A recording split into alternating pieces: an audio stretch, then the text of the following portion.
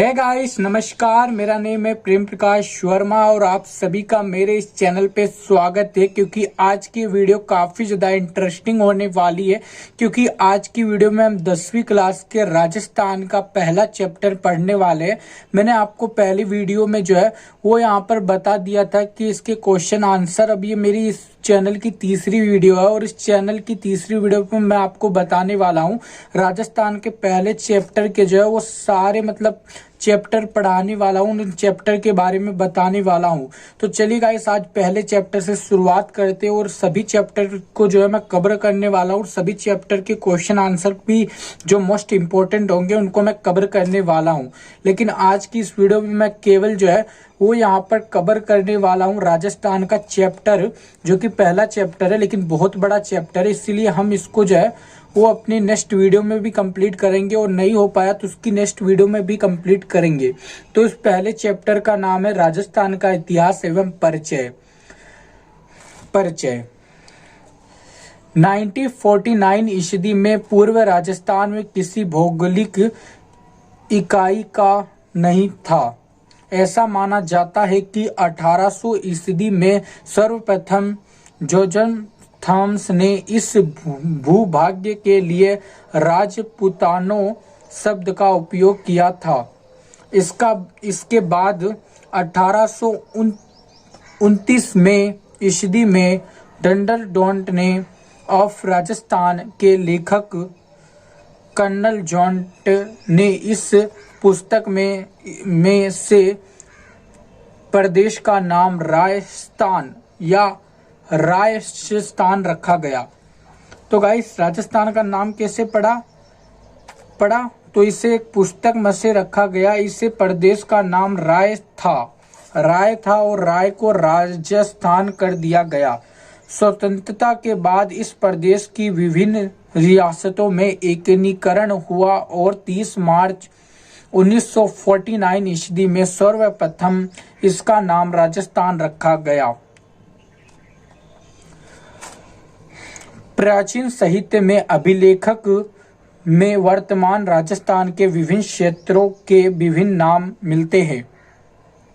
कुछ क्षेत्र उनकी भूमिकाएं के आधार पर, कुछ क्षेत्र वहां पर बसती जातियों के नाम पर जाने जाते हैं।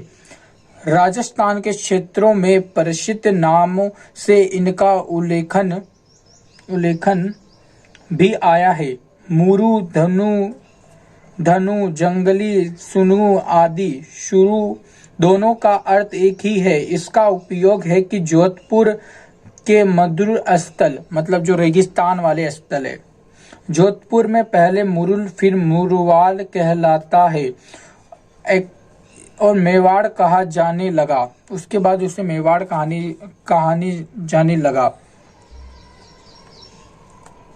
इस क्षेत्र के लिए किया जाने वाला पीलू आदि बीकानेर के नागौरी के आसमानों का क्षेत्र जंगल देश कहलाता है। महाभारत में एक राज्य के रूप में वह जयपुर, अलवर और भरतपुर विस्तारित है। इसका राजधानी विराटनगर थी। भारतीय के मृदुल क्षेत्रों से सटे हुए क्षेत्र को मुदुल व करौली विस्तार इनकी राजधानियां विराटनगर थी। भारतीय के मृदुल क्षेत्रों से सटे हुए क्षेत्र मिदुल और करौली के अधिकांश भाग सुरुज राज्य में से सम्मिलित थे। यहाँ भी एक प्राचीन राज्य था। महाभारत में भी इसका उल्लेखन मिलता है। मतलब राजस्थान के जिन जिन क्षेत्रों का मैं बात कर रहा हूँ महाभारत में भी आपको देखने को मिलता है। ये बुक में बताना चाह रहे हैं। और ये चैप्टर आप खुद रीड करेंगे तो आपको ज्यादा बेटर होगा। मैं तो केवल इसको आपको पढ़ के बता सकता हूँ। भौगोलिक विस्तृति के आधार पर कुछ अन्य निम्नलिखित माही नदी के पास प्रतापगढ़ का भू कहलाता है। यह क्योंकि यह महाक्षेत्र के किनारे कोठे पर स्थित है। छापा गांव में समूह होने के कारण प्रतापगढ़, बांसवाड़, मध्य भूमि, छापन मैदान है। कहलाता है कि भूषण लेकर तक क्षेत्र में होने के कारण उपमाल नाम से जाना जाता है। उदयपुर के आसपास का प्रदेश पहाड़ी की दिकांशा कारण गिरावट कहलाता है। जैसलमेर का प्राचीन नाम मोंट था। डूंगरपुर क्षेत्र कहलाता है। कोटा और बूंदी का प्रदेश हड़तली नाम से प्रसिद्ध था और सीकर, झुंझुनू व चूरू का क्षेत्र शेखावाटी नाम से जाना जाता है।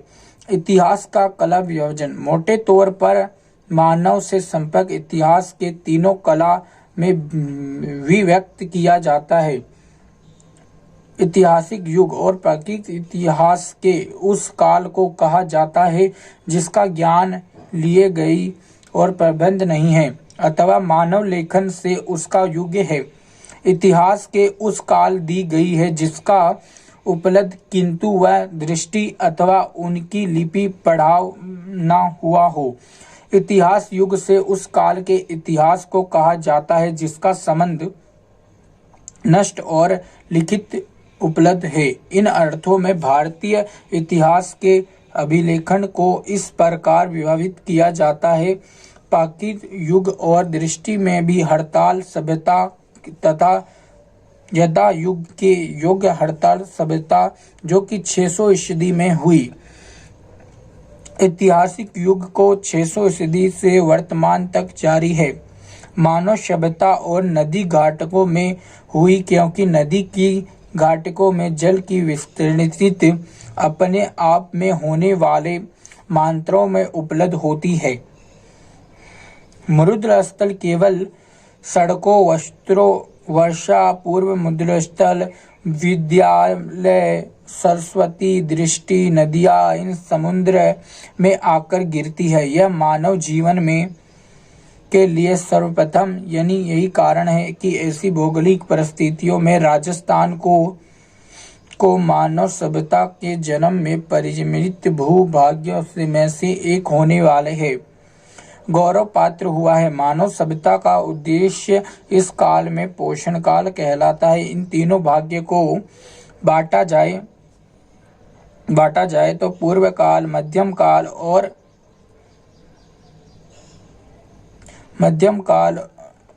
पुष्यम काल। तो इनको 3 कालों में बांटा गया है। 3 काल कौन कौन से गाइस? तो 3 काल जो है वो यहाँ पर है पूर्व पौष्यमिक काल, मध्यम पौष्य काल और उत्तर पौष्य काल। मतलब फ्यूचर, प्रेजेंट और फास्ट, ये तीनों को जो है वो हिंदी में ये बोला जाता है। पूर्व पोषण काल। राजस्थान में मानव का उद्देश्य कब हुआ निश्चित रूप से ज्ञात नहीं है, लेकिन अनेक उपकरणों से ज्ञात होता है कि आज से लगभग 200-250 लाख वर्ष पहले राजस्थान में एक मानव संस्कृति विद्यालय था। 1870 ईस्वी में सर्वप्रथम जयपुर के इंदरगढ़ से पत्थर बने हुए पोषणकालीन अस्त्र ठाकुर खोज निकाली और इससे सेटन काल से झालावर से इसी युग के अनेक उपकरण खोज निकाले। इसके बाद योजनन सेंट्रल कॉलेज और संगठन नई दिल्ली कॉलेज में पुनः वीरेंद्रनाथ मिश्रा राजस्थान में सर्वप्रथम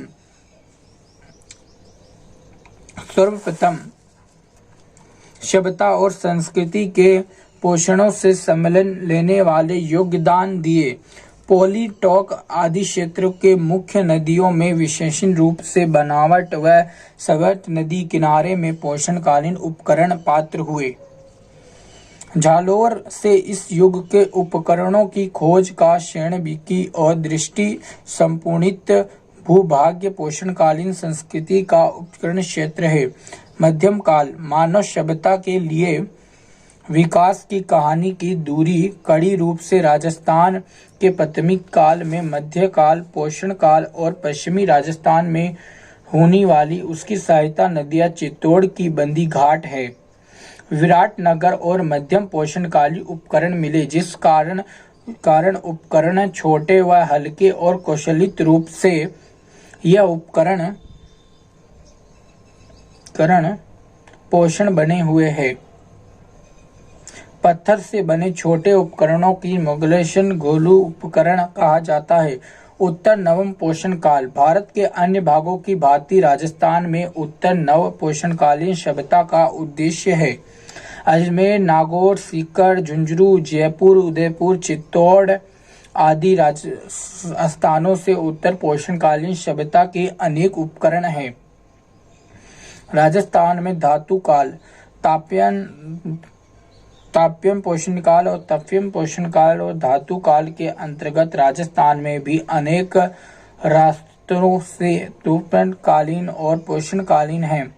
युग में राजस्थान मानव के संस्कृति विकास और प्रकाश को डालते हुए राजस्थान की तमिलकालीन के परिचय में गणेश और सीकर, कालीबाग, हनुमानगढ़, किजन, हड़ताल, जालोर, उदयपुर, सीगर, चित्तौड़, कालोरी, नागौर सभ्यता का पुरगढ़, बीकानेर, नंदनपुरा, किन्नौरी, जयपुर, जालोर, बूंदी, अजमेर, मरौली, सवाई माधोपुर, महमल, भरतपुर आदि जो है उसके लेखनी रहे हैं। लोहा काल। ताप में काव्य। अब हम लोहा काल के बारे में गाइस पढ़ने वाले हैं।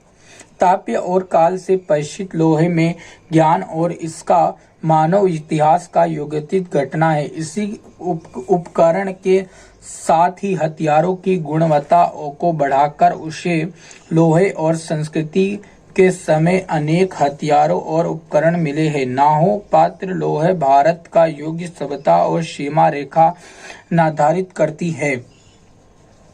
महत्वपूर्ण स्रोत जोधपुर तथा जालोर, नागौर, भट्टी और क्षेत्रेशन तथा उपकरण बनाने हेतु रेटिंग तो लोहा आगृतकरण और राजस्थान के टाटा नगर वही है गाइस जो रतन टाटा जी का ही पूरा शहर ही उनका है, उसी नाम पे उनके शहर का नाम है, दी गई है। लाहौर, कालाजीन भारत के भारतीय राजस्थान में टलोर नगर चित्रकार मुद्रा संस्कृति और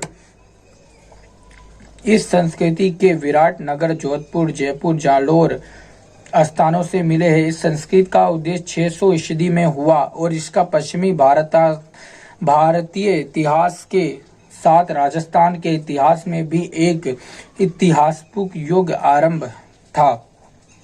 ये यहीं तक ही था और हम आगे एक छोटी सी लाइन और पढ़ने वाले हैं। राजस्थान की प्राचीन सभ्यताएं। कालीबाग सभ्यता प्राचीन दृष्टि और सरस्वती नदी घाटी वर्तमान में घाटक नदी क्षेत्र है। क्षेत्र हड़तल सभ्यता से प्राचीन कालीबाग की सभ्यता विकसित राजस्थान के हनुमानगढ़ जिले में स्थित है। यह सभ्यता आज से 6000 वर्ष पहले ही प्राचीन मानी जाती है। इस स्थल का कालीबाग नाम से यह खुदाई दौरान पात्र हुआ कि चुड़ैल की कारण हुआ था। पंजाबी भाषा और बंगाली अथवा चूड़ी सर्वप्रथम दौरान पात्र कालीबाग चुड़ैली का कारण पात्र हुआ, क्योंकि पंजाबी भाषा में अर्थ होता है चूड़ी।